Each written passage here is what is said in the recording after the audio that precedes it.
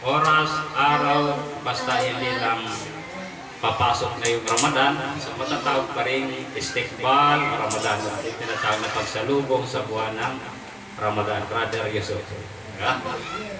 Okay, yun po yung una. Ito yung pangalawa, yung pag-istiqbal na din.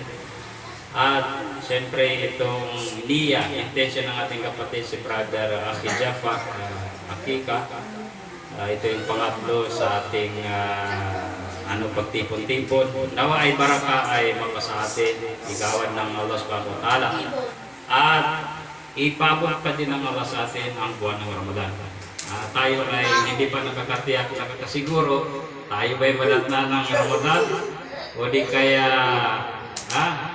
iiwan natin ang Ramadan? Ganun lang yun. Diba?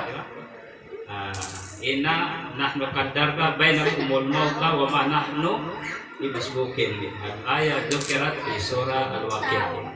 So yun po yung mga isa sa mga dahilan na lagi nating dinudua sa Allah na ipagod ng Allah ating mga buhay.